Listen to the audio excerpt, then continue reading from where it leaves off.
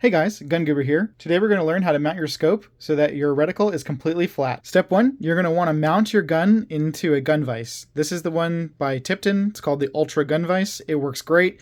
There's a lot of adjustment that you can use to get this thing exactly level. You want to use a nice level set, or a cheap one, doesn't really matter. Just any kind of bubble level is going to be close enough for our operation here. The front to back is not really that important. You just want to get it mostly level. As you can see, it's a little bit off here. However, I can assure you that the right to left, side to side, that is what matters. That's what's going to make your reticle be either crooked or not. And so you're going to want to line that up perfectly so that it's right in the middle.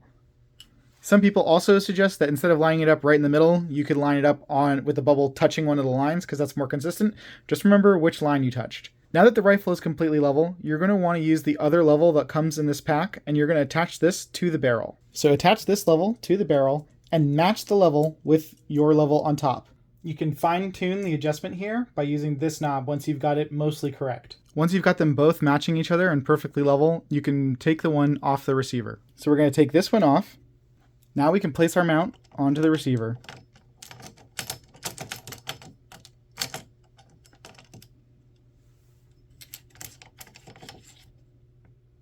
Note that we've left the bubble on the barrel, which will be our check for the entirety of this process to make sure that we didn't knock anything out of alignment and screw it up. Now you're going to place your scope into the rings. As you can see, my ring is mounted a little bit too far forward, so I'm going to cheat by just moving it to the back of the receiver, and then I can move it up after it's out of the vise and level. Now your scope should fit perfectly into the mount. Once you have it in here fitting loose, you can adjust for eye relief by moving the scope forward and backward in the ring. Once you lock it down and get it level, you're not going to want to mess with it again. Now while you're tightening, in order to make sure that it's level, you're going to want to use a bubble level up here, making sure that you're measuring it. Now if your scope has a removable cap up here for the elevation, you want to take that off, as the flattest surface is going to be the top of the adjustment ring. These are exposed turrets. This is an exposed turret up here, so we don't need to worry about that.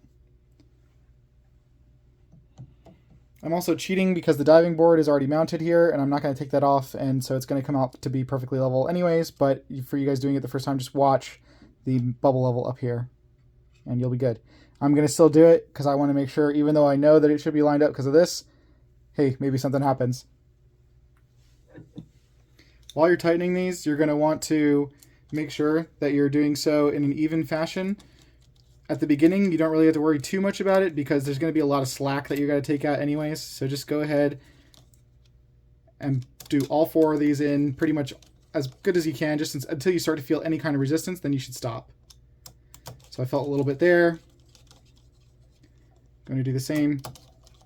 And you'll want to be paying attention to these gaps on either side. So these gaps, you're going to want this to be consistent on both sides. So when you're tightening down, you're going to want to tighten down fully. Going to put the screws into this diving board. Now I'm going to do the same thing. I'm going to just tighten them until they bottom out. You might have to rotate this scope mount a little bit to get them to start. Don't need the level for right now. Actually, I think I got to screw it forward a little. So I think I went a little too tight back here. That's fine. Just unloosen one of the sides. And there we go. Those are starting beautifully.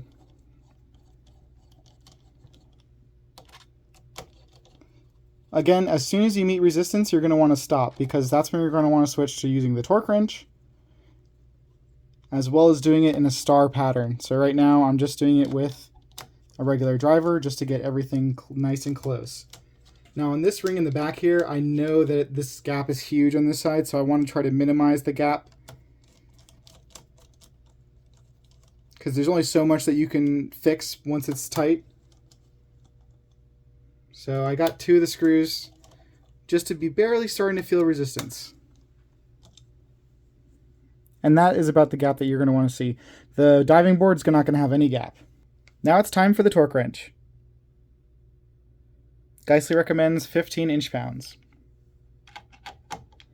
I'm going to do the tightening in an X pattern, making sure that my scope is level the entire time. And then you just want to go, I'm doing it all the way now, but you are going to want to do just a little tiny bit at a time and watch how it affects your bubble level.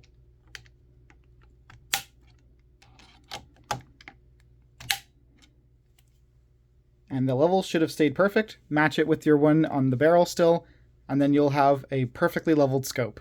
Comment below if you have a question. Thanks for watching.